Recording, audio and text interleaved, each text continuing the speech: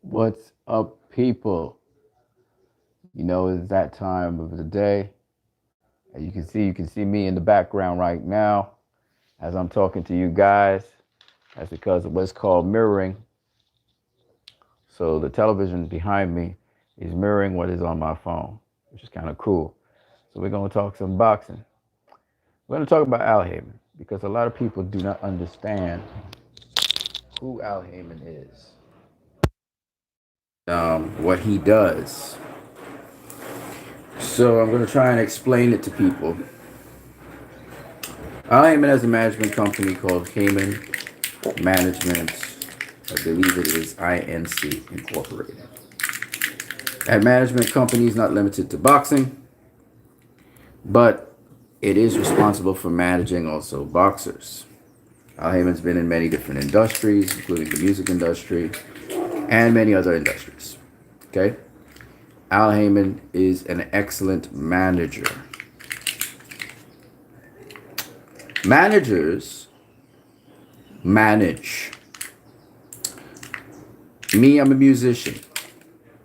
A manager can plot a course for my career.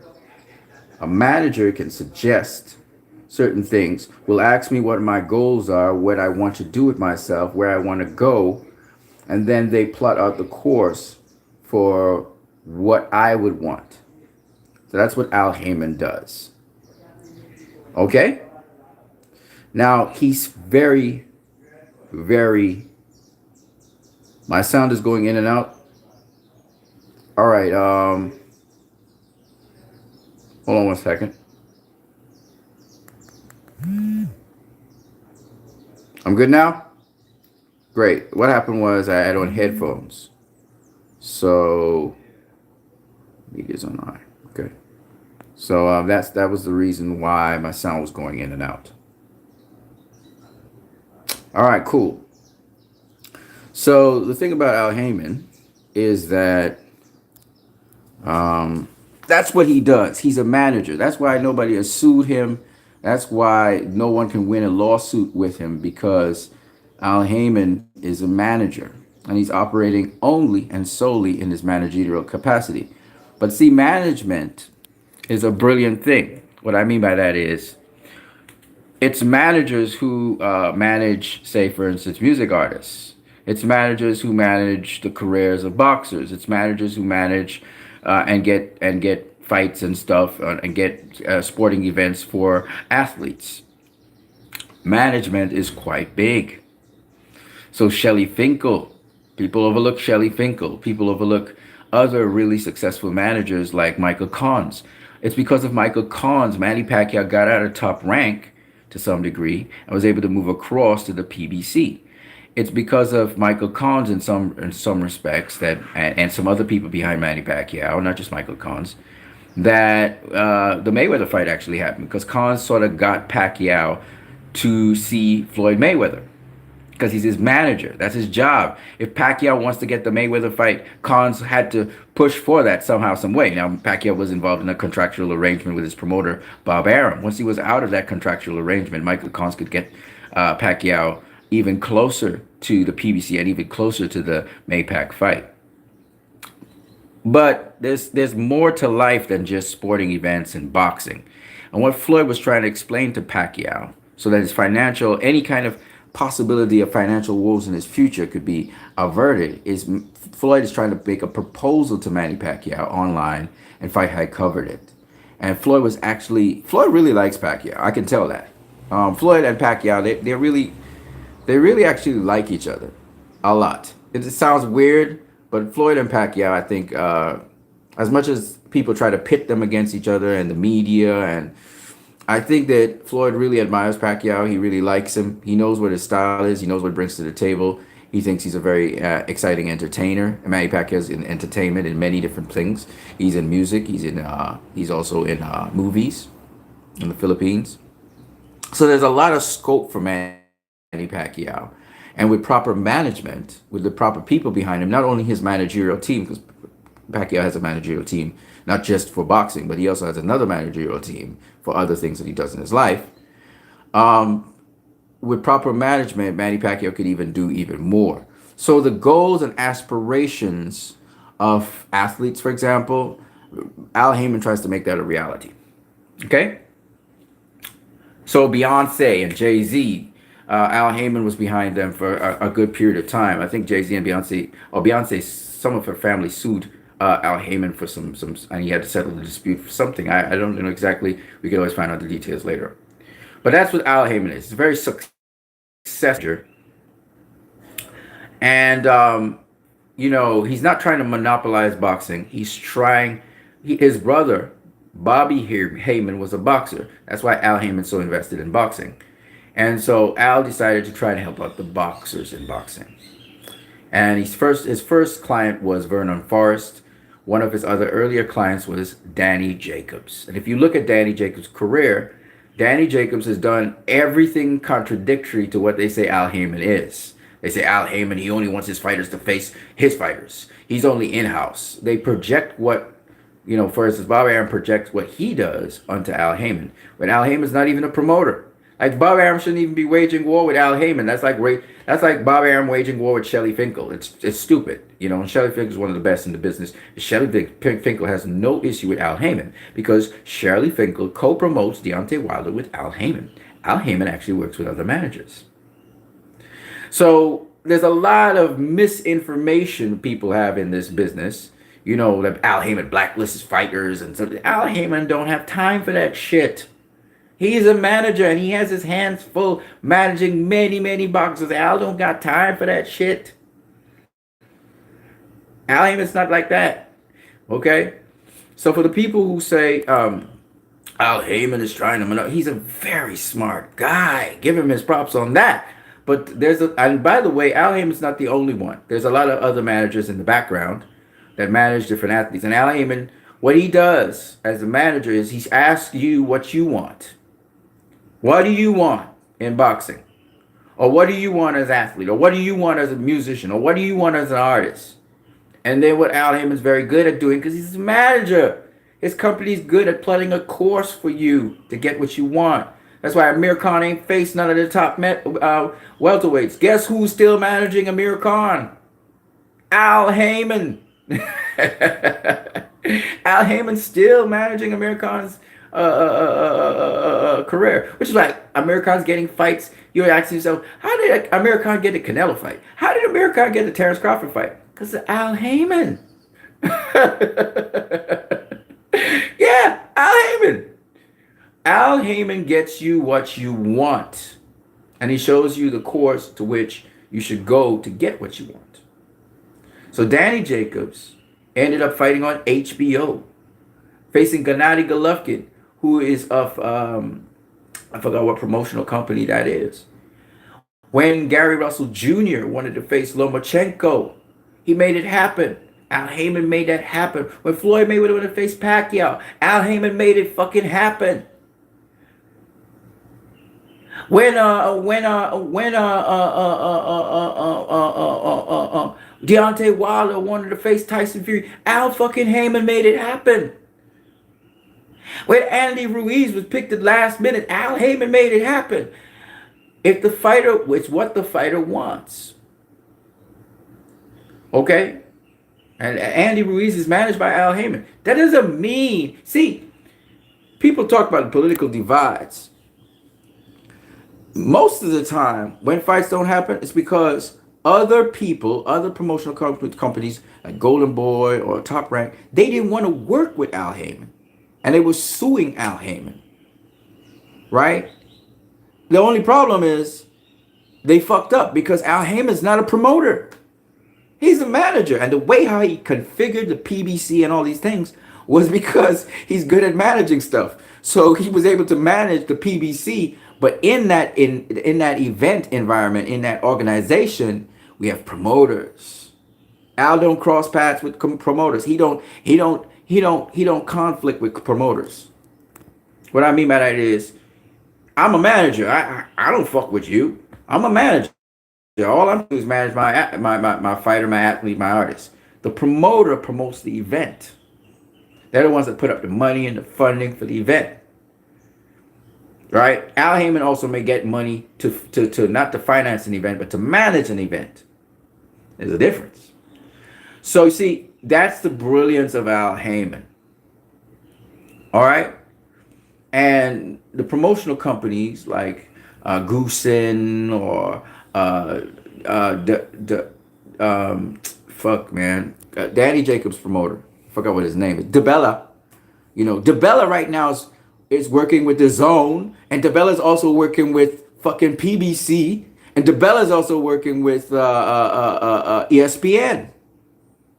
Lou DeBella has boxers under his promotional arm that are in all three. In fact, Lou DeBella, I think, has even signed some boxers who work with Sky.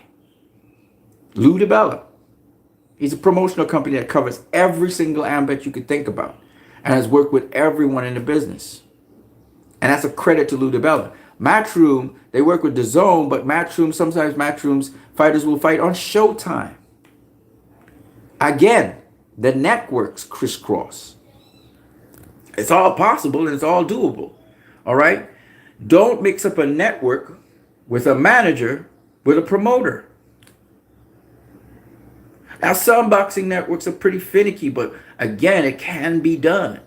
And Al Heyman's a dude, a manager, like Shelly Finkel is a manager, who is able to cross these barriers and ties and get it done. Even though people may have an issue with him, it has nothing to do business-wise with what he does and how he functions. So there's a lot of negative things said about Al Heyman out there. You know, he's trying to monopolize boxing and bullshit.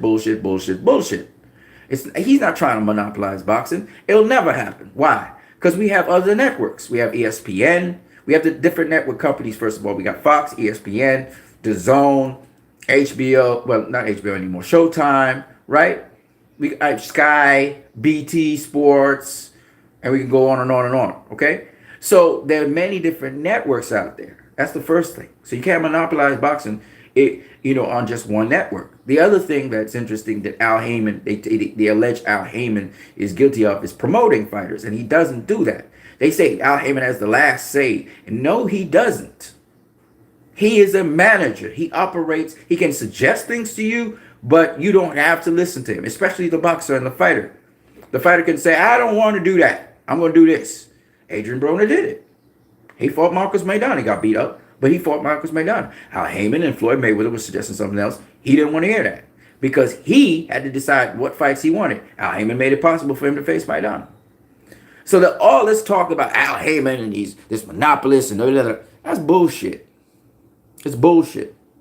However, if you are proven to be somebody who is moving in a very unfair way, like the WBO was moving, you would find that Al Heyman and the PBC, not just Al Heyman, apparently this is a collective, will come together and they have a common consensus about the WBO. You know, that belt's really not really all of that. It's not really that prestigious. And on top of that, they're really not moving in a very sensible way with boxers to give them a fair shake. So they said, well, okay, we just done with the WBO. Shit, it's a strap that was recent anyway. And that's what they did. The PBC decided, okay, we're not really dealing with the WBO no more. Now, Terrence Crawford is a WBO champion. And guess what? He still is a world champion, according to the International Boxing Hall of Fame. But the PBC doesn't recognize him as one anymore. That's all. So it's not like, it's like the UFC. They have their own thing going on. Then you got Bellator. They have their own thing going on. All right? But the PBC does not recognize Bellator's champions. When they come into the PBC, they don't talk about them as Bellator. It's really that simple. Now, that doesn't mean that the guys in Bellator are not world champions. Because, according to some other uniform boxing body, they are. It's the same thing with the PBC. And it's within their rights to do that if they want to. Because boxing isn't really, and you know what's the interesting thing? People talked about, how the UFC has this overseeing body and boxing needs to be like that. Well, guess what? Al Heyman's trying to do that. He's trying to make boxing sort of uniform where there's an overseeing body that can regulate things so that people don't cheat. There's not this degree of subjectivity and craziness, and fighters can have the fights. They can fight each other and give you the fights you want to see. That's basically what Al Heyman tried to do. And I'm glad that Floyd spoke out about Al Heyman a little bit. He's just one of the many smart people and cogs that fit in the wheels that fighters get to resort to. We hear about Al Haymon a lot, but he's just one of several smart people. All right, it's not just Al Haymon alone working and doing this thing. And why I say all of this is because I think that Al Haymon, again, maybe because he's a black person, because he's so sharp, so smart, and the fact that he is able to cleverly kind of keep out of the public spotlight, not be a celebrity and all that. I think that Al Haymon has outmaneuvered the game so well that people just don't like him. And then the fact that he's black, there's racism in boxing. The fact that he's black is what's ticking off a lot of people who are racist. And the weird thing about it is Al Haymon works with white people. Very powerful, rich, influential white people all the time. And they dig him. And they're cool with it. And they don't have to like him. They just say that what he's doing is making sense. And they go with it. So I don't understand why this is a big issue, but it is. By the lower tier people who are jealous. And envious of these guys. People are jealous and envious that Floyd is making business decisions. And his career is not ending in a tragedy, but instead his career is moving on, and he's just getting more and more successful and more influential and more powerful. But when was that a sin? Oscar De La Hoya is doing pretty well. Everybody praised him for his company and Golden Boy and all that bullshit. Why is it that Mayweather Promotions and Floyd being a businessman, all of a sudden that's a bad thing? Oh, he just was about business. He's not about boxing, even though he boxed the best and all that. You see what I'm saying? It's bullshit because the guy's black. And almost every boxer's life ended in a tragedy. Sugar Ray Robinson died of diabetes in a hospital. So Floyd has to go that route too. You know what I'm saying? And you know what's the funny thing? When boxers actually have a win-win situation like Sugar Ray Leonard, like, some other boxers who actually ended their careers doing well and prosperous, like George Foreman and Larry Holmes, who are doing okay with their lives. All right? All of a sudden, people have an issue with that. Chris M., what's up? Do you want to see Mayweather versus Pacquiao rematch? I don't have a problem seeing it. I'm not one of those people who is against that. But honestly, if Floyd don't want to face Pacquiao again and instead they want to do something else with his life, there's nothing wrong with that either. He's moved on from that kind of aspect of boxing, that level of boxing. So if he wants to go to some other level and he's doing something else business-wise, I'm not mad at him. I'm not mad at him at all. Because what he basically threw on the table for Pacquiao was a business proposal, sort of like. That's what Fight Night was showing. Floyd's showing Pacquiao a different way, something else. Now we want to go from just being an entertainer to being a boss.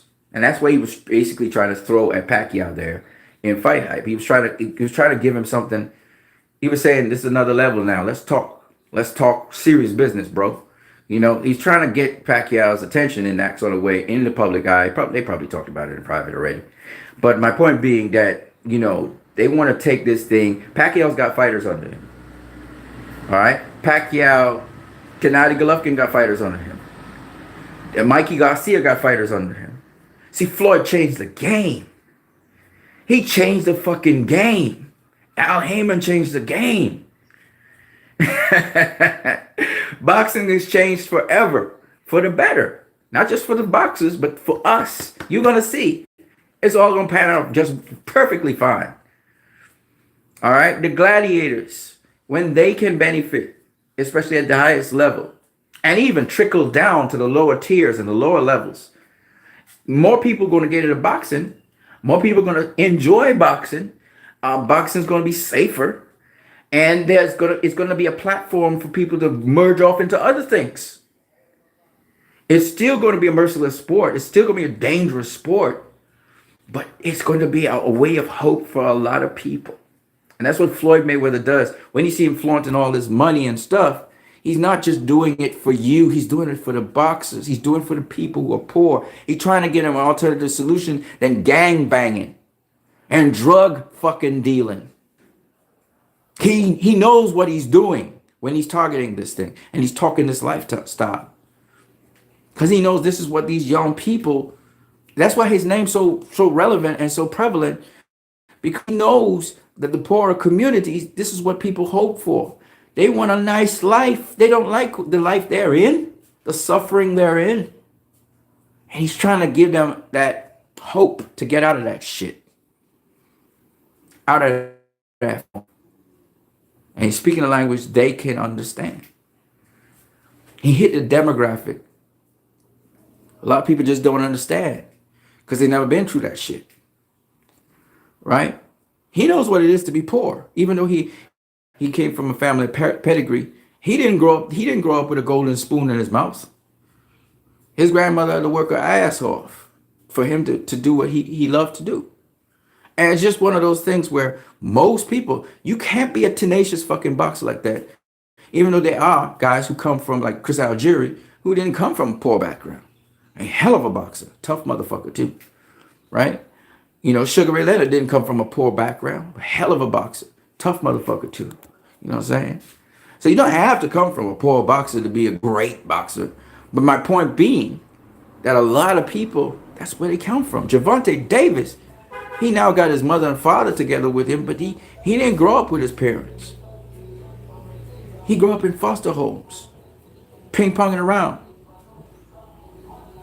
acting out, getting out in the streets. And Coach Calvin and some other people pulled him in. And that's how he started boxing. And that's why this guy now, he's seen as an icon. He's seen as someone the younger people can look up to. And he tries to represent as best as he can. And this man now, he's prominent. You know what that is? Yes, Jared Hurd also didn't come from a poor background. That's true. But some of these guys would have been... You know what's the interesting thing? I want to say another thing. Because I was a school teacher.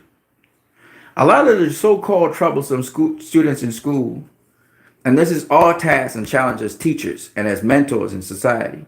A lot of the troublesome children in schools, they're actually brilliant people who do not know how to express themselves and don't know exactly what their purpose is. And if you can get them to funnel that beautiful energy, whether it's violence or whatever it is inside of them.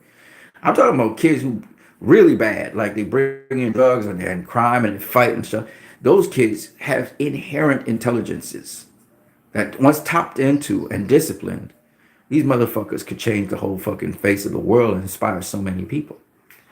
Gervonta Davis could easily have been a statistic. He could have been dead. He could have been a drug dealer, dope dealer. A lot of people are like that. To ask the boxing Jedi. Not the boxing Jedi, sorry. The boxing junkie. Sorry, my bad. All right? And it's sad, but it's also something where you can get hope and you can keep on moving forward. And you're a better person for the shit. Shout out to Chris M. Shout out to XX Raw 2013 XX. Shout out to you both guys. Thank you for watching my channel. If you are on my channel, you like what I'm talking about, please smash that like button. Al Haymon's brother was Bobby Haymon. Bobby Haymon was beaten by the great Sugar Ray Leonard. Bobby Haymon was beaten so bad that he got an injury. Al Haymonn from then on had a passion for boxing like that. And that's why Al Haymonn looks out for fighters and looks out for their well-being. And that's why the PBC was born. All right? Richard Schaefer is another guy who worked along with Al Haymonn and still to this day works along with Al Haymonn. Oscar De La Hoya still to some degree with some of his fighters works along with Al Haymonn. All right? We learned, and it's a fraternity, boxing's a fraternity, especially at the highest level, that Freddie Roach actually trained Floyd Mayweather for a short period of time when his father had to go to prison and Roger was still boxing, so he couldn't just train and box all the time. Freddie Roach actually trained Floyd. And this is something that people don't know. It's a fucking fraternity. Floyd came up under Bob Arum. You know, that's why Floyd don't really say nothing bad about Bob Arum, because Bob Arum got him to the point where he is today. And I'm not saying that Bob Arum is not a hell of a promoter. He is a hell of a promoter. I'm just saying that he was bad for boxing in many respects as well. I'm not saying he wasn't good for boxing, because without Bob Arum, we wouldn't have seen Floyd Mayweather. We wouldn't have top rank like that. He might have been with another company, maybe Main Events, or he could have been with DeBella or with Goosen. He might have been with somebody else. But as we all know, Floyd trains in Goosen's gym. promoted by Top Rank, has his own Mayweather promotions, worked along with Golden Boy. My point being, you can't be a one-man island. You have to still fraternize with the brothers and sisters in your brotherhood. And boxing is a brotherhood. And a lot of trainers and a lot of people contributed to how Floyd is today, including Buddy McGirt and a lot of other people who gave him advice. A lot of people gave Floyd advice and he listened. Okay? So that's why I said again, see, you can't, there's a reason why, Roberto Duran, Sugar Ray Leonard, they can have some clout over Floyd and say, well, little Floyd, the X, Y, and Z. They may say X, Y, and Z. They may say I'm greater than, because they helped to shape him from what he was. They helped to make him who he is. So when I say don't ever take what I say lightly. When Floyd says he's TBE, I understand where he's coming from.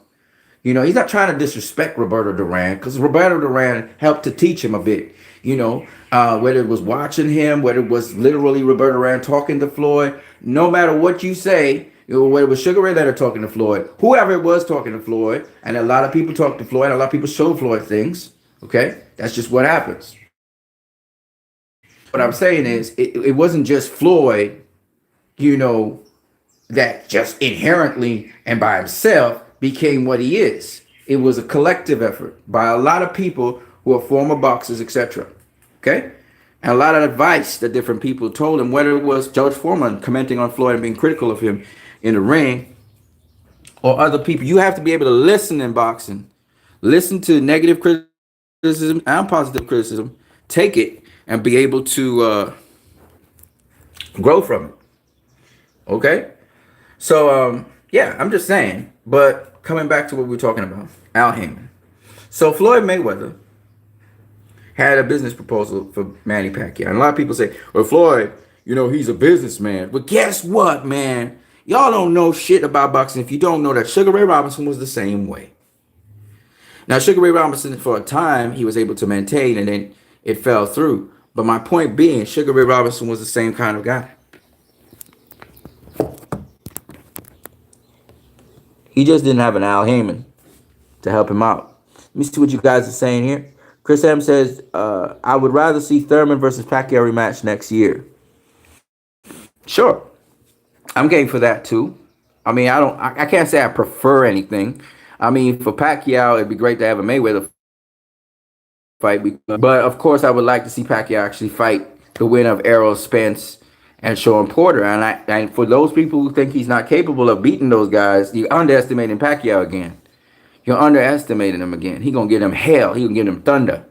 Okay. KP from KC. KP from versus Spence or Bud. I know you do. I think he did. I think he fights any one of them young guys, he gives them hell. They're not gonna have it easy. And Errol Spence is a fucking good fighter, as is Bud.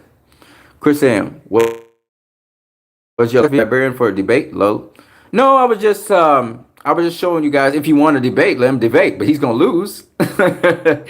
He can't win that. I was just showing you, logically speaking, he had flaws in his debate. He was basing things on stuff he didn't know nothing about. That's all I'm saying. If he wants to debate with me, sure, I have no problem debating with him. I don't have a problem debating with people. And it might even be a civil discussion. It mightn't be any name calling or anything like that. It might be very civil. But I want to say this, for those people who don't understand, it's not about how much I know about boxing. I'm not like I'm not like boxing librarian. I can't tell you every single thing. But the one thing about me you're gonna learn, I can critically think. Okay? I have a background in research. I critically think. So I put things together. You see, that's the thing that's the thing about me. I'm also a composer of music, so I put music together. I'm good at putting things together.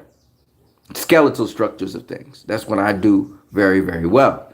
So my it's not only deductive reasoning I use other things, but intuitive reasoning, deductive reasoning, etc. But I will be able to, that's where my arguments get strong, because I'm able to look at this thing and look at that thing and say, but wait a minute, You're arguing this case here, and people, what they do is they get caught up in the details of, um, so they try to catch you in syntax in an argument. They try to ticky tack and chip away at you with ticky tack things. Boxing Beats and Rhymes is very good at doing that. He'll try to chip away at you. Have a basic argument that you coming with, and he gonna come and try and niggle you on some specific detail of the argument. What did that have to do with the major argument? And he's like, just answer the question. I'm saying, what did that have to do? I'm asking you a question now, Ninja. What does that have to do with the argument? Otherwise, I'm not answering the question. Show me the relevance of what you're asking. All right. So, because people, what they try to do is what's called misdirection in arguments. Two-way argument. So they would try and go down a road that have nothing the fuck to do with the basic premise. It's called misdirection. I don't have time for that shit. So anyways, no, I'm not really, if he wants to engage, I don't have a problem. I talk boxing all the time, but I want to be able to share with him. I must be able to share with him, actual boxing, actual things about boxing. Because a lot of people think I'm just about technique and skill, and no, boxing's a lot more. I'm learning as I go, Boxing's much more than just technique and skill. You can have all the technique and all the skill in the world, but not a desire to win, you're still gonna lose. Thanks, Chris M said, okay. Chris M says, Jarrett Hurd is a tough motherfucker too. Didn't come up from a poor background. That's correct. That's correct. Chris M says, congratulations, what you need. You earned the top spot on the Muppet list for the week. Love. I don't know what you're talking about, man. I ain't no Muppet. I ain't looking like no Muppet. If you're paying attention, you will see I'm not looking like a Muppet. And I particularly use this phone so that I wouldn't come across looking like a Muppet. I'm actually looking at myself on the big screen. There's a little delay, but it flows really nice on this one. On the screen I have. The bigger screen, it kind of has a delay. I shouldn't be looking like a Muppet anymore. So I don't know what you're talking about.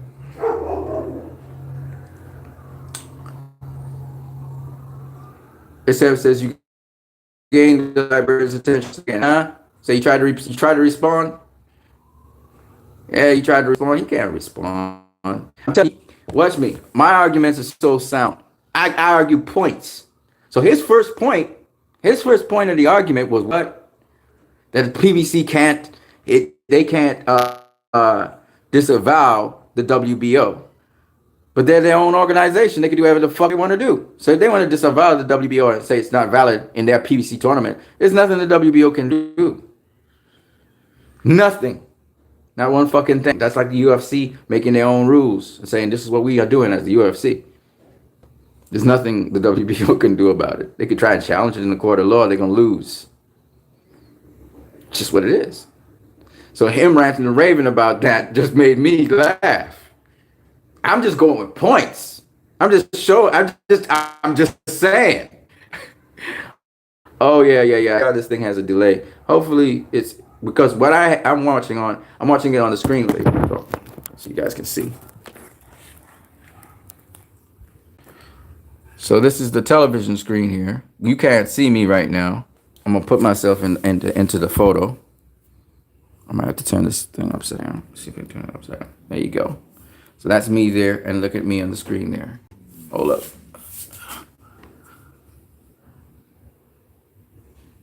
See me there? See me there? It's a little delay in feed.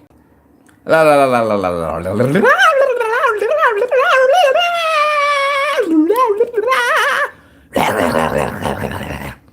Animal from the Muppet Show.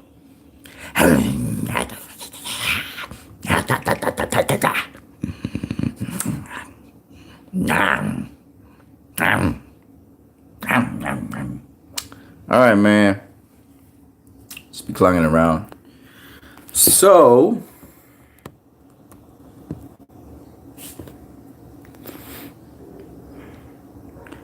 yeah, he always does the ad hominem shit. He's full of shit.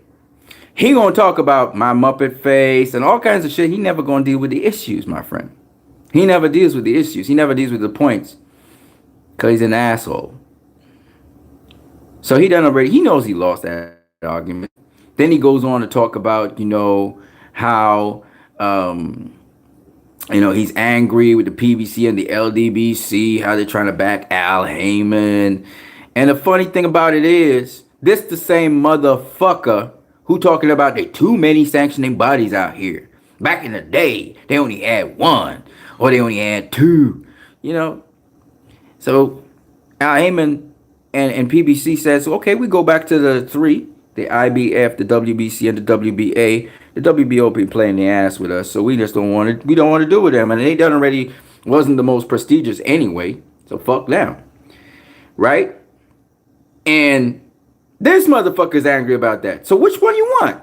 You wanted to go back to the old days when it was just one champ and it was just one boxing body. But now the motherfucker talking about, oh, it's a problem. They can't do that. They can't do that. So what the fuck you want? See how easy it is? That was point 2. Point 3. WBC, WBA has a long history going back. So does the IBF. There's a redundancy with the IBF because it actually comes from the WBA. But the WBO is the most dumbest, non-essential boxing body ever because they're exclusive to Top Rank and Eastern European fighters. Mostly they promote. And they're so redundant that even their laws are stupid. They eliminate people who are supposed to be top contenders. They don't get the top contenders, don't always get to fight their fights. And they do whatever the fuck they want. They're dispensable. They're the piece of the WBA that's dispensable. All right? If you know your history, which boxing librarian is supposed to know.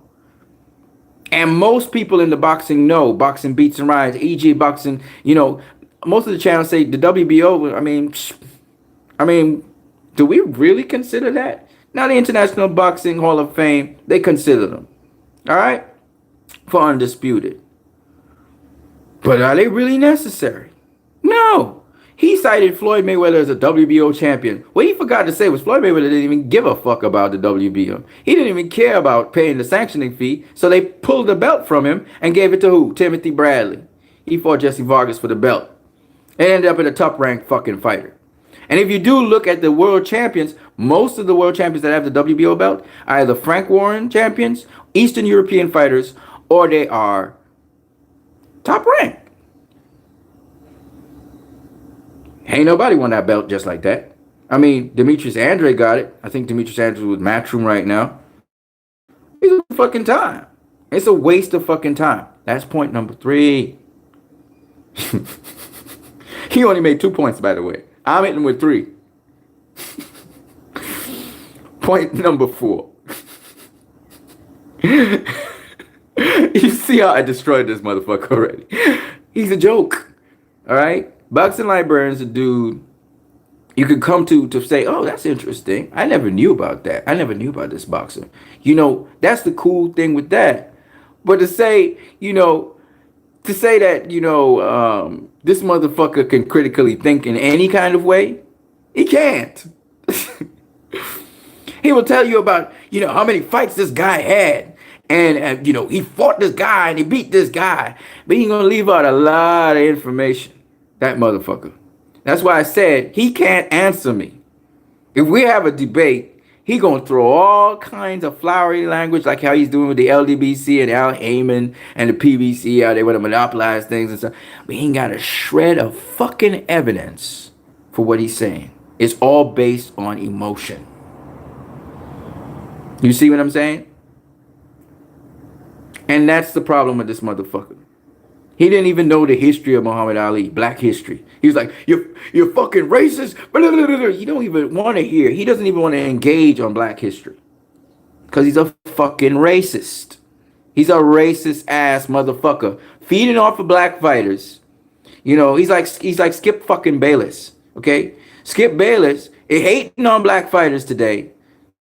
Especially Mayweather and so on. But he praising Muhammad Ali. But guess what? Floyd Mayweather and Muhammad Ali are the same kind of fighter. Ali wasn't no one-punch, knockout, hitter-quitter. Neither was Floyd. Ali used to use the ring and move around it and box guys. So was Floyd. The only difference is Ali didn't fight guys at the top tier level when he was heavyweight champion of the world who were much bigger than him. Only Sonny Liston, I think, and that's about it. Ali was usually the bigger guy or around about the same size with the guys. Floyd was fighting bigger guys. When your power can't do it for you, you got to resort to something else. And Floyd used to go 12 rounds with most guys, as Pernell Whitaker used to go 12 rounds with most guys. I'm guessing Skip Bayless wasn't a fan of Pernell Whitaker. If you praising Pernell Whitaker, but you down in Floyd, you need to get slapped upside your fucking head. Because Pernell Whitaker and Floyd Mayweather are the same kind of fighter. Pernell might have thrown more jabs because that's what he had to use to keep his opponent off of him. And that's why his punch count was higher. But that's about it. Floyd don't need to use the jab. So he doesn't use it all the time. Floyd is actually much more complex than Pernell is because he can do more things. But the point is, they're the same kind of fighter. So if you, the truth is coming out now. Okay, Floyd had said it on Fight Hype. Then I heard my boy Dante on Dante's Boxing Nation say it. Then I heard guys on White Channel saying it. And I said, okay, cool. Finally, people are coming to the truth.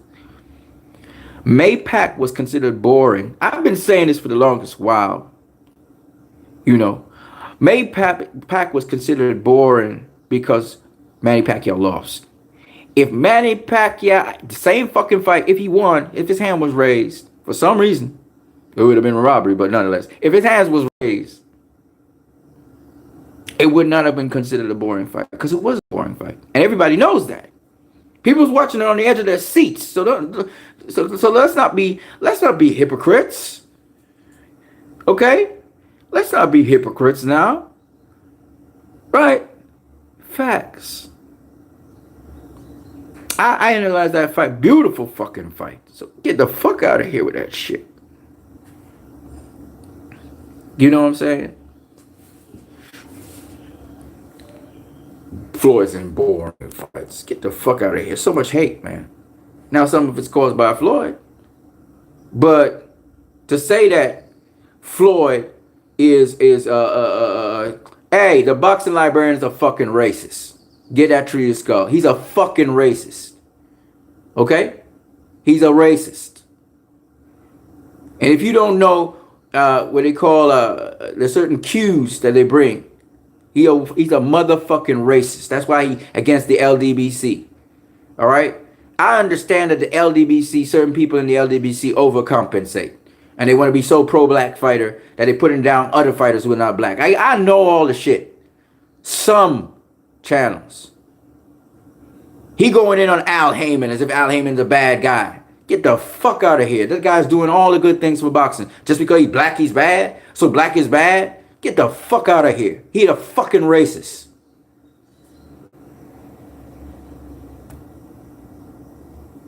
Trying to call me a Flomo. You know, that motherfucker tried to call me a Flomo, and they tried to circulate Flomo on me. He has no shred of evidence for calling me a Flomo. He's a fucking racist. Okay? So, let you know. He talking about black fighters. That don't mean he likes black people. He'll use a black fighter to pit him against another black fighter. That's what he would do. Don't tell me about racism, motherfucker. I'm black. I know what racism is.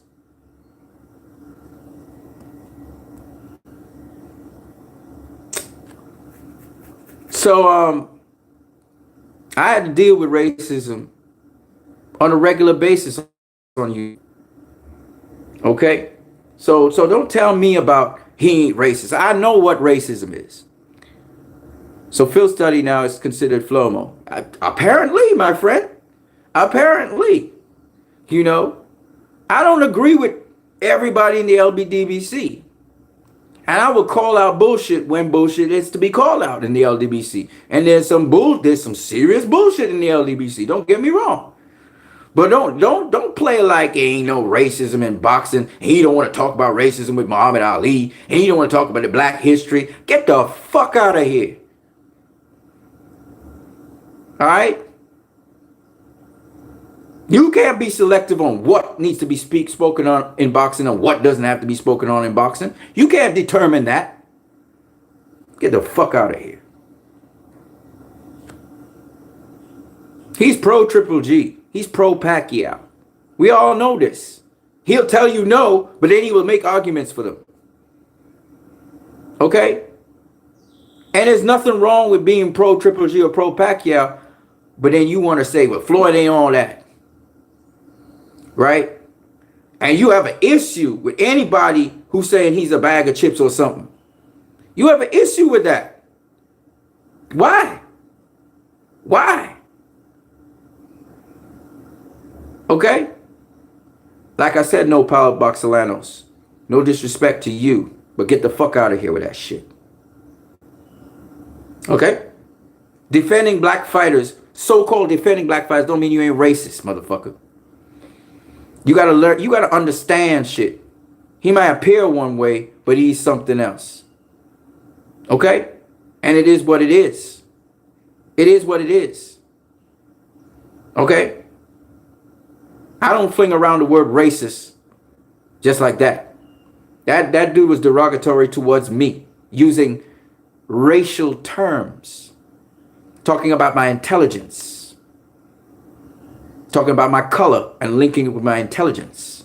So don't tell me he ain't racist. Okay? I know firsthand.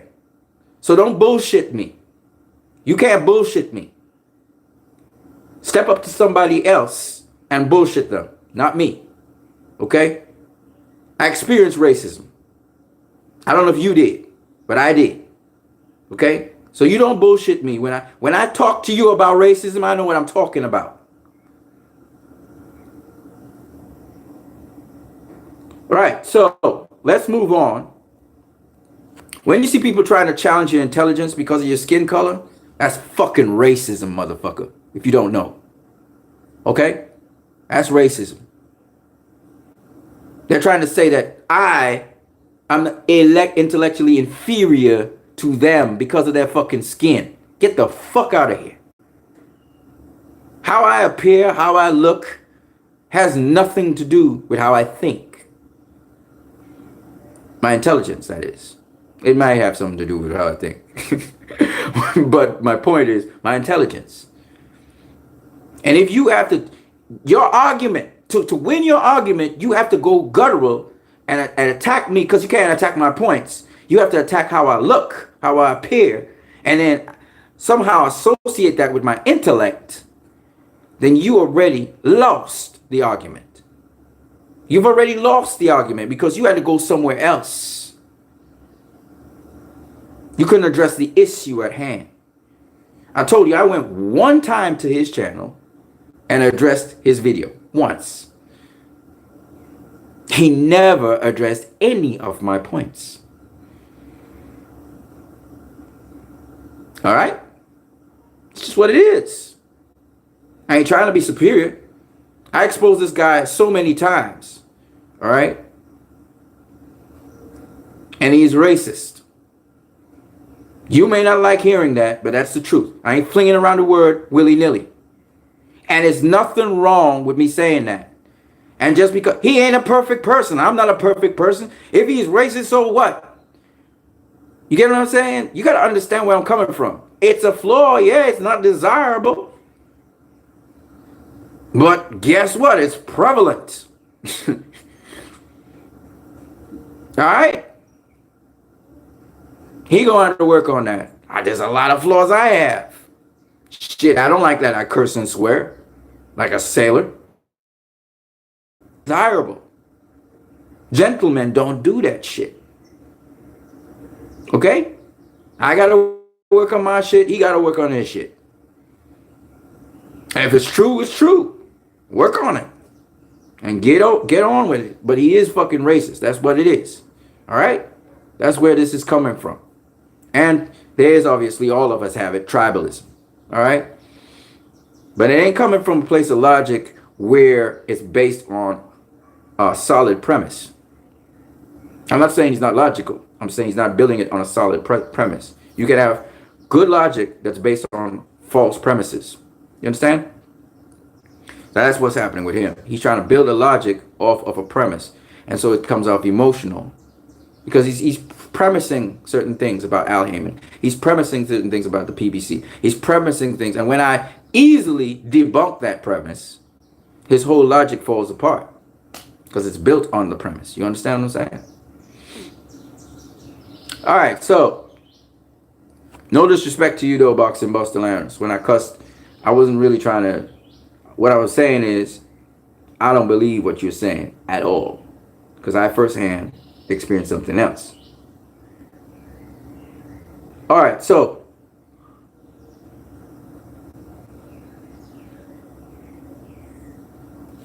that's right. That's right. The 160-pound Chris M says the 160. And by the way, I know most of you guys are not black, and I'm not trying to disrespect you in any way, shape, or form when I talk about black or racism or stuff. Obviously, you guys love boxing. That's why we're here. Even a boxing librarian, he loves boxing. That's why he contributes to the society.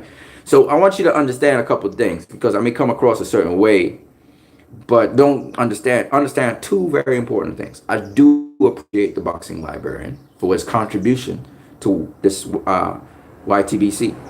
Okay, I do appreciate him, because without him, we wouldn't have had certain things. I learned a lot from him as well. Let's just get it 100% straight. All right. I'm arguing points very vociferously and sometimes passionately. I think people might come across as like, I hate the boxing. I want to kick his ass. You know, if we want to get it going on in a boxing ring, that would be funny too. I wouldn't hit him. I wouldn't go hard on him. But it would be nice to see what he could do in the boxing ring as well. That would have been nice too. But I'm just saying, we just come in with an argument. So I'm coming strong with the argument. That's all I'm doing. All right, so don't feel like and just because I'm saying ad hominem things about boxing librarian, because that's an ad hominem when I say he's racist. It's an ad hominem thing. It's not really a point on or argument. We went off course there. Don't get it twisted. You know, in fact, I would say a good friend actually will say unpalatable things to you so you can be a better person. I'm not his friend, but I'm just saying, right? So me saying certain things about boxing librarian, let me make it abundantly clear, because I know he might try because he tries to come in. If I say anything in any group, he tries to attack me immediately. It's so funny to me. It's so funny to me, right? He posts something, I just go check it out. That's all I do. You know, I don't necessarily attack him. But in this case, I thought that since Tommy Temper, Tommy, we gotta get in there with the boxing librarian and chop it up with him. Because I feel like if I was to chop it up with him, it wouldn't be actually as how we interface with each other online. I have a feeling we would come to a common consensus that we like boxing, like with Unrivaled Boxing and everybody. When you form that group, and I realized Unrivaled Boxing, he's kind of cool. But before that, we was chopping it up. We was going at it, right? And the point being, everybody here loves boxing, right? And I think that everybody here in the YTBC has something to contribute to boxing that can make the sport more elevated. And, you know, we clash and stuff. It's a brotherhood. We will clash and shit. So don't get it twisted. It's not like I hate boxing librarian. I don't hate boxing librarian. Okay. Some things he does, I do get a good joke out of it. I laugh. I chuckle at myself. Maybe I should just shut my ass up and just continue doing my boxing like I do, and just spend my time trying to perfect my craft, because I got to get my ass in the boxing ring. Boxing librarian don't have to do that. So I should really be spending my time much more sensibly. But I thought I wanted to clarify certain things, because boxing librarian gets that opportunity to clarify who Al Haymon is. That's why I'm doing this video right now, and what he's about really. Because I think a lot of people have misconceptions about Al Haymon. And actually, Al Haymon's not, you know, he's not that, you know, bad, mean person like Don King and Bob Arum is. In fact, he's not even a promoter. I keep on saying that. A manager and a promoter, they have totally different objectives. You see, Al Haymon is all about the boxer, the fighter. Al Haymon's creating this environment to try and bring back boxing to what it was. The golden, you know, the Sugar Ray Leonard, the Thomas Hearns, the Muhammad Ali era where boxing was on television. He's trying to bring that back. He's not trying to replace the pay-per-view model. He's not trying to destroy Top Rank and ESPN and DAZN. He's not trying to do that. He's trying to cultivate an atmosphere where people can get to know these boxers more, identify with them. That hell of a fight that Manny Pacquiao and Keith Thurman, I'm pretty sure they got ridiculous ratings and pay-per-view from that, because that was a momentous historical event. And people got to see that on television. Free, or not free television, on pay-per-view, but from a television network, right? A cable television network. So I'm just saying that, you know, that's what Al Haymon is really trying to do. He's not really trying to compete with other promoters, because he's not a fucking promoter. He's trying to create an atmosphere, and the fucking fighter can decide if they want to go to the zone, if they want to go to the top rank, if they want to be on ESPN, BT Sports, Sky Sports, whatever the fuck the person wants to do. They got that platform. Danny Jacobs was built up so well that he could go across the HBO and fight Gennady. You understand what I'm saying? He was a PBC fighter, right? He made a name for himself by knocking out Peter Quillen. It was on PBC they did that. And then he moved across from there, and he's gone to HBO. He got the Gennady Golovkin fight because of that. You know, he got, you know, that's what PBC does. That's what it's for. To build up fighters. You see, it's a platform now fighters get, and then you get to see all these fucking good fights from fighters you never heard of before, right? PBC on Fox, and Fox, of course, is the channel that facilitates that. Fox loves their guns, and you know they like action sports and shit like that. So it's a perfect matchup. It's a match made in heaven. And guess who's on Fox? Skip Bayless. So it just worked out just perfectly. So I think Kenny, what is his name? Brian Kelly is also with Showtime now. You know, Brian Kelly used to be with ESPN. He's with Showtime. So I'm just saying that, you know, you have these different networks, Showtime, and you got ESPN, and you got DAZN, you got Fox, you got BT Sports, you got Spot. That's great. Boxing is doing well. And now we watch it at English boxers as well, and we're talking about the O2 Arena, and we got Matchroom Boxing, and we got Frank Warren, you know, Eddie Hearn. You know, that's another thing. I got to talk to people about Eddie Hearn. Eddie Hearn sometimes lies, yes. Eddie Hearn is not no plantation dude. Otherwise, Danny Jacobs wouldn't go across the Matchroom and sign with Eddie Hearn. Danny Jacobs doing very well. What, Danny Jacobs on the plantation? He got all the fights he wanted. Okay? Now, Eddie Hearn doesn't always do a great job promoting certain fighters, right? James DeGale didn't get a good shake. But James DeGale wasn't managed by Al Haymon. I think he became an Al Haymon managed fighter maybe a little later on. And also did, what's his name? I forgot what his name is. Kyle Frampton. I think he's managed by Al Haymon now, I think. My point anyway is, these guys are getting contender status fights. They're getting, they're getting what they want, because Al, that's what Al do. He managed you, okay? But he's not a promoter, all right? So Eddie Hearn would be the promoter, and so on and so on. Oscar De La Hoya with Golden Boy. I think, though, Canelo need to face Demetrius Andrade. I don't know what's wrong with this. I don't know what the fuck is going on. I don't know, but Canelo, you need to face Demetrius Andrade. I just did the most recent poll. There was the poll right now is running at Jamal Charlo is the one that was in the lead, and Demetrius Andrade and Derevyanchenko were in second place for the people who Canelo should face next. My point is, listen, man. It makes all the sense in the world to me to have an undisputed middleweight champion. And whatever it takes for Canelo to get that, and even if he's not undisputed middleweight champion, he should fight the last champion in the division. All right? Notice it's a WBO champion, which PBC doesn't recognize. I never said I don't recognize it. Obviously, the International Boxing Hall of Fame didn't say they don't recognize it. PBC don't recognize it. Get that clear. PBC. Now, because the PBC don't recognize it and it becomes so prevalent that most boxers who win championships now don't care about the WBO, then guess what? The WBO will disappear. If not, the WBO stick around and it'll be what it was. It'll be what it be. All right? It's really simple. We don't need to get mad. We don't need to pull our hair. WBC still recognizes one needed for undisputed championship. Of course, if the PBC decides that's not necessary for undisputed anymore, they can do their thing, separate to the International Boxing Hall of Fame. They're entitled to do so. Okay, because it's their event, it's their organization. They can do whatever the fuck they want. Boxing doesn't have a overseeing body, so therefore, if the PBC becomes for some reason an overseeing body, because the PBC is going to have all these up and coming fighters go through it, and at some point, people are going to have to deal with the PBC. Bob Arum realized that. Oscar De La Hoya realizes that with Golden Boy Promotions. You're going to have to deal with the PBC. They got too many fighters for you not to deal with them.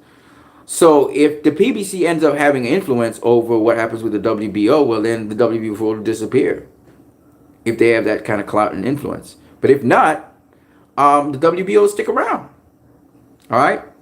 I'm not going to say nothing about the WBO in terms of what I desire. I will tell you this. Most people in the sport of boxing who are in the know-how of boxing really do look at the WBO as unnecessary. But for me, I don't want to take nobody bread off their table. People work for the WBO. There's, referees and people and all these people who get these fights with the WBO sanctioning body. They're a sanctioning body as well. So I'm not trying to take somebody bread off their table. You know what I'm saying? I think, But quite frankly, if the WBO disappears, it won't be necessarily a bad thing for boxing. I'll be honest with you. It's better you have less belts at this point in time. And the undisputed goes back to just being 3 belts, But Canelo can make history by beating the WBO champion. So he could say he's one of the few world champions who was undisputed with 4 belts. It's just something to think about. But if Canelo decides to go down the road like what PBC is doing and not recognize the WBO as a belt and just claim himself as undisputed world champion of middleweight, well, WBO gonna be fucked. Because Canelo is like the face of fucking boxing. And Manny Pacquiao's like the face of fucking boxing. So if Pacquiao decides, you know what, fuck the WBO belt, he makes a statement like that. And then Canelo comes up and says, you know what, fuck the WBO belt. The WBO gonna be in deep shit. I'm gonna tell you that right now. Because them two are the cash cows of boxing. They got a lot of fucking sway. Okay? Floyd Mayweather got some sway too, even though he's retired. But you're talking about Power Team. You're talking about Pacquiao and MP Promotions. You're talking about Canelo and Canelo Promotions, as well as Golden Boy Promotions with Oscar fucking De La Hoya doing that. And then you're talking about Mayweather Promotions with Al Haymon and the PBC behind them. WBO ain't gonna survive. They're gonna get knocked the fuck out with that. And if Eddie Hearn Jones is in and says, you know what, fuck the WBO. It's game over. Eddie Hearn wouldn't do that because he has WBO champions. But I mean, that would be messed up, man. But if you think about it, they talk about WBO champions. Billy Joe Saunders is a WBO champion. You got Demetrius Andrade. But who they really fighting? I'm just saying. Who they really fighting? You know what I mean? I'm just saying. So, they usually are left in the cold. You win a WBO belt, there ain't nobody fucking with you. And nobody cares about you. You're kind of left in the cold with a WBO belt. Have you really noticed that? I don't know how many people have noticed that. Think about it. Who's the WBO heavyweight champion of the world? Well, it's Andy Ruiz right now, right? It was Joseph Parker, I think. Nobody really cared about that. I mean, Anthony Joshua did face Joseph Parker, but nobody really fucking cared about that. Who's the cruiserweight WBO champion? Sergey Kovalev is the WBO champion for light heavyweight. Nobody give a fuck about that. The WBO champion for the super welterweight is Billy Joe Saunders. So at middleweight is Demetrius Andrade. At super welterweight is Jaime Munguia. Ain't nobody talking about Jaime Munguia except for Canelo and Golden Boy and GGG. I'm just saying. Those WBO is not as prestigious a belt as the IBF, the WBC, and the WBA. It's just what it is. And it's about a tier or two higher than the IBO belt. The IBO belt's the other one that might come on stream. Then they're gonna have 5 belts. I mean, people talk about this all the time. D Styles was talking about they too much world champions out here. So this should be a good thing. Get rid of fucking WBO, right? I don't know. I'm not gonna say that because, as I said before, there are people who they got to get their bread on the table. But I'm just saying, I don't know about you guys, but I'm just saying, it's a redundancy of the WBA. Literally, it's redundant. It's got its own unique rules, but it's a redundancy of the WBA. It came from the WBA. The IBF, at least they're more stringent and they have, rules which help them. You say, okay, if you're a contender, you're going to get your shot at the title, right? Unlike the WBC and the WBA. But the WBO, they sometimes stoop. I mean, so it's a redundancy in my opinion. So you can get rid of it. It's not necessary. And you could have the 3 belts as world champions. If possible, if the WC and WBA could get their fucking shit together, we could just have the WBC and WBA. Because the IBF and the WBO came off the WBA. They're extensions of the fucking WBA. Why the fuck do I need a redundancy for the WBA? We should just have 2 belts. The WBC and the WBA. They've been around forever. They were the 2 belts originally. So let's just keep that.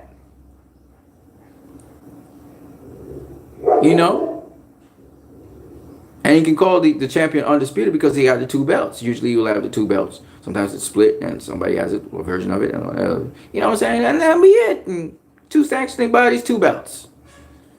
As it always has been. Right? Make it easier to become undisputed. Okay. For real, Ninja. No Pal Boxalana says he's not pro GGG. He's been saying GGG was never ATG. You need to go back to reading the Bible. You're becoming too worldly, man. Stop cussing. Hey, dude, I know I have to work on that. I'm out. Don't block me, man. Chris M says, yeah, both y'all could get it on with Tommy Temper being the referee in the ring. Yeah, sure. Sure, man. I ain't got a problem with that. I don't have a problem with that. Boxing. No Pal Boxalanos. Dude, I don't block people like that. You can have a difference of opinion. There's nothing wrong with having a difference of opinion. And you're right. Again, see, I'm a real ninja, okay? I'm a real ninja. Yeah, I got problems with cussing. I want to stop cussing. Reading my Bible is not going to stop me from cussing. I need to, let the Lord work on my heart, man. For real. No joke, ninja. No joke. But like I said, we're not perfect. So him being a racist is not necessarily, not necessarily mean that I'm better than him. He's racist. I am not racist. Shit, I got problems too. We all do. If you're being humble. You know what I'm saying? So don't feel a how about that. You lost your shit and was like, man, I'm out. This is whack. Don't block me though. Man, just don't worry about it, man. We human beings. We're all human. Don't feel a how. Don't lose your shit over stuff like that, man. It ain't that deep. It's just an argument. All right, so yeah, peoples. So yeah, Mayweather had a proposal for Pacquiao. He was just talking certain things, and Manny fucking Pacquiao, boy. I love that dude. I don't care what you guys say. I love that dude. There are people who are like, Pacquiao ain't all that. And we're like, yes, he is, and a bag of fucking chips. I used to be a Pacquiao hater. You know what I'm saying? We gotta be real, man. We gotta love the sport of boxing. If you love boxing, that is, which I think all of you guys who are here love boxing, you gonna put it in, baby. You gonna put it in. So yeah, that's all I gotta say. It's an hour and 19 minutes. This video was way too fucking long, but it's all good. That was what I wanted to talk about with Al Haymon, who has been, I think, a blessing to the sport of boxing, and somewhat of a guy who bringing back the sport in a good way. Brought back Sugar Ray Leonard and all these guys, commentary team. I still think some of the commentary Unboxing is very biased, however, but we getting boxing, man. We getting boxing. So my next video is going to talk about the weekend upcoming fights, which are very exciting. We got some really good matchups and stuff. If you come through, watch my videos, please smash the like button. I know I was supposed to put a link so you guys could donate straight into my bank account, and I have not done it yet. I will try. This channel is supposed to be to make some money. We're going to try to make some money online. Don't worry, guys. I'll come up with it. I hope the video is looking better and better. Better and better. I hope so. And we're going to try and keep it popping with you guys as much as possible. Give you as much boxing as I can possibly give you guys. Thank you for checking through. Let me just highlight all the people here that came through. Chris M. No Power Boxalanos.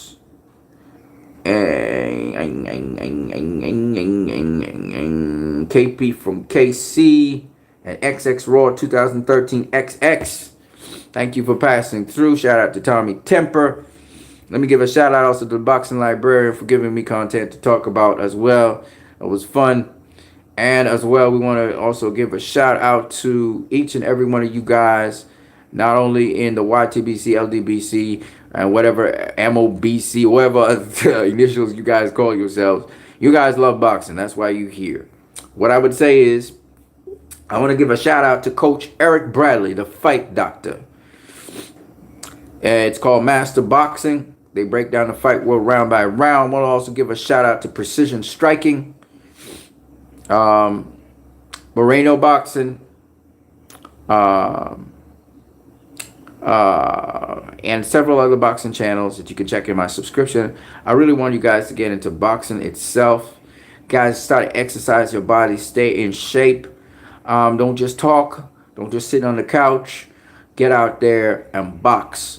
It's good for you. I went and I started to do a couple rounds out in the cold, in the nice cool air 2 nights ago. It was great. I started strengthening my body, do cold body workout, stuff like that. Keep on pressing, guys. I feel so much better than I used to feel. My stomach still gives a little bit of problems, but I'm so much better. I'm so much healthier because of boxing. And I suggest to each and every one of you guys that you do the sport that you love as well. Try to be a doer so that, when you talk, you can talk from your experience, from throwing punches. Shout out to the Boxing Junkie. Shout out to the Boxing Junkie, man. I got to go and connect with you very soon. Shout out to Tommy Temper's new channel. Tommy Temper wants to run tests and stuff. I want to give a shout out to EJ Boxing Live. EJ Boxing Live doing some really great things. Shout out to D Styles. D Styles Boxing. I love D Styles Boxing. AK TV. I watch you. I fuck with you. Heavy AK. You know that. I don't always agree with you, but I fucks with you. Don't forget Joe Habib. The Beeb Man. The Beeb Man. Shout out to the Beeb Man as well. I fuck with that channel as well. And shout out to Michael for Power for Power Boxing Report. I forgot about you. That's also another hangout that I go and I check out and I talk. It's very civil discussion. People actually wait their turn and talk. They don't talk over people and shit like that. I want to shout out to the Boxing Jedi, but most importantly, I want to also shout out to that boy. What's his name? That dude, man. Zone 6. I like Zone 6. I like that he argues. He may not always win every argument, and some of the shit he says is whack. But yeah, shout out to Zone 6. Who else we got? We got a bunch of other people, but Dante's fucking Boxing Nation. God damn, Dante. A shout out to you, man. Oh, I cannot forget Barry Robinson, Million Styles Boxing. Shout out to Barry Robinson, coach, trainer. That's my dude, So, there's a number of channels. Of course, I also fuck with Vladimir Klitschko's channel. Shout out to Vladimir Klitschko. I always check out your channel. I peep you all the time. I don't give a fuck what people say. Vladimir Klitschko is one of the best heavyweight boxers I've ever seen. And y'all can say what you want. That's what I believe. You know what I'm saying? So shout out to Klitschko. I also shout out to Sean Porter. Showtime Sean Porter. I always check your channel every now and then. That's my dude. Win, lose, or draw, I ride with Sean. And also shout out to the Mayweather boxing channel as well. Jeff Mayweather makes me laugh. Stacy Mayweather right now, he doing his thing. Shout out to Fight Hype. Shout out to Ellie Seckback News. Shout out to Fight Hub. Shout out to Misha Phillips. Shout out to Helen Yee.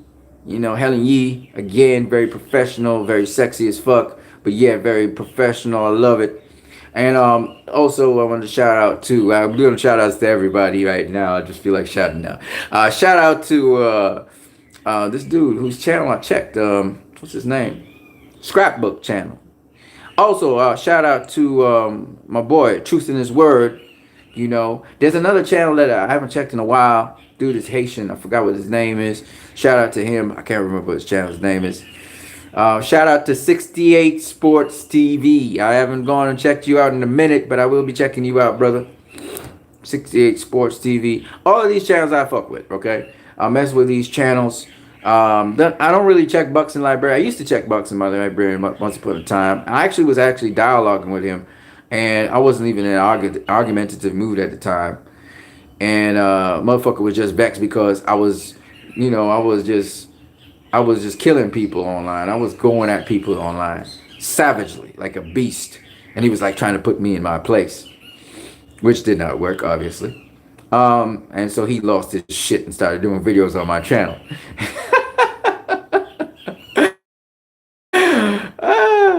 Which made me laugh. Because I didn't give a fuck about him. And then we have shout out to what did I leave out? I left out a couple channels, didn't I? Boxing Beats and Rhymes. Oh, the Blackbird Sugar. That's my dude. I like him too. Shout out to him. He and I love Mike McCallum. When I found out he liked Mike McCallum, well, he's from Jamaica. He's from Jam Down, so he would like Mike McCallum. When I heard he liked Mike McCallum, I was like, yeah, brother, yeah. And he used to correct me on certain things, but again, he would correct me in a manner like he would encourage me and then correct me. You know what I'm saying? He wasn't trying to be a know-it-all. You know what I'm saying? And he right now, by the way, shout out to him. He put out a musical album. You guys should peep it out. There's a bunch of other channels that I got in mind, but I can't really think of them off the top of my head. I think I'm gonna shout out all those channels just because I can. I know that sounds funny as fuck, but that's what I'm gonna do. I'm gonna shout out those channels because those channels are worth the while talking about. Let me see if I can find them. Yeah. You have Carrie Williams. Carrie Williams, shout out to her channel. She also teaches boxing. Carrie Williams. Fundamentals of boxing too, how to throw punches and shit like that. It's really good.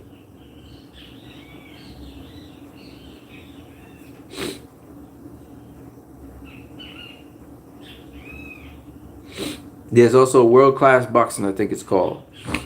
There's a couple channels, man.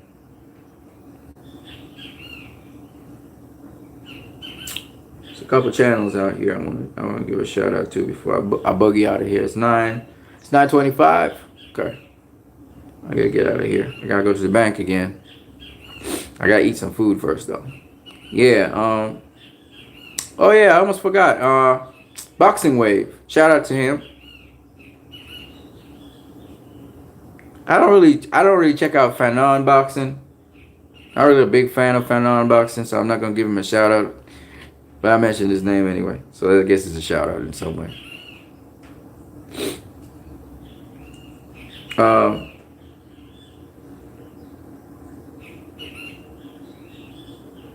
Wow, motherfucker, you gonna take the next century to do? Sorry about the cursing. I know I curse too much. I know. I'm gonna try to ease it. I'm trying to dial it back. It's signature yawn.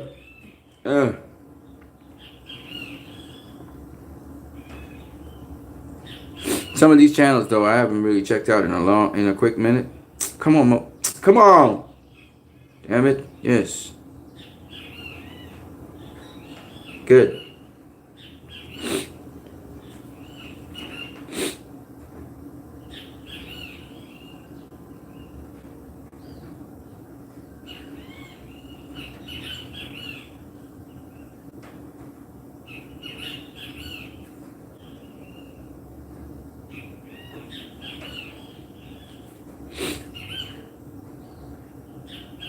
Oh shit, no.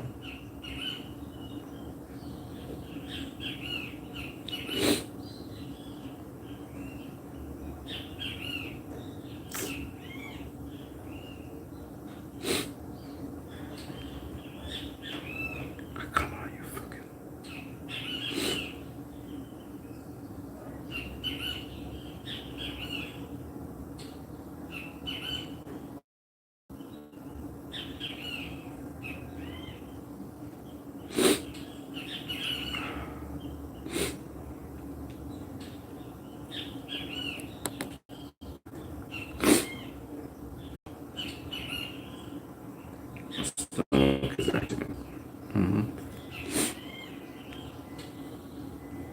So my real name is Anson Phillip.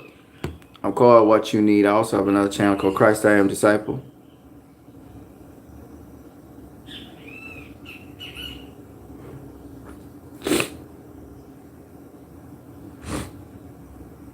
The fuck?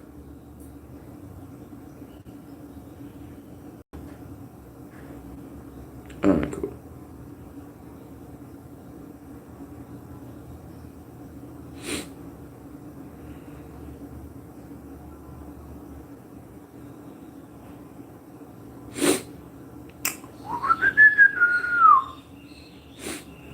Yeah.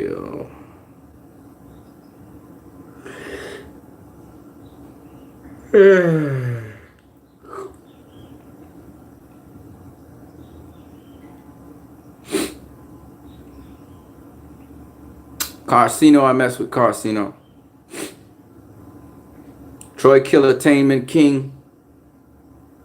NBT Boxing. That man, I haven't fucked with NBT Boxing in a while.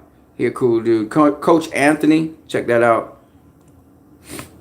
I mess with Anthony Joshua and Gambino. Fear But Firm with Joe Cortez. Great stuff. Shout out to Rasclot and Hybrid 95. Boxing Jedi. World Class Boxing Channel. Check that out. It's a good channel as well. DT3, the Boom Man. That's a real dude. He's a boxer as well. Entity One Combat. They again teach you boxing. Really good stuff. Mike Rashad teaches you the fuck. Mike Rashad teaches you conditioning and how to get your body in shape and shit like that. It's really good. When I was depressed, I started using that here. Truth and Facts, Sports Talk, good stuff. NW Boxing 24/7. I don't know if he's still doing things. Ringside Reporter, Boxing Legends TV. I mess with all these channels. Boxing Archive and Facts, Coach Shelton Harris. Rummy's Corner, Capital of Combat, it's really good. Mosley Boxing, Boxing Exposed, The Real Devin Haney, Boxing Hall of Fame, Las Vegas, Legendary Boxing Highlights, Big Will's Gym, really good stuff. Stop Lying.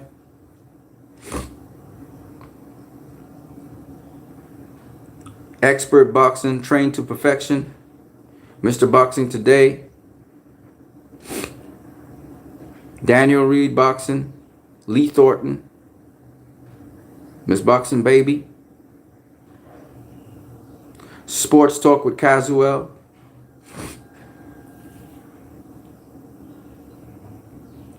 Mr. Stroke of Vision, Gary Henderson, who is kind of taking off all his videos. I used to be with Wilson Kaiden. He's not there anymore. G Funky 84. Giving Quality for Life. Fran Sands is another very good one. Fight Critic. That's the dude I was talking about. Fight Critic. I haven't checked out Fight Critic in a good minute. I should check out his stuff. See what he's doing. If he's still talking boxing or if he's done. I've seen stuff 3 years ago. Got any recent stuff? Tyson Fury ducked the rematch. So he did something 4 months ago.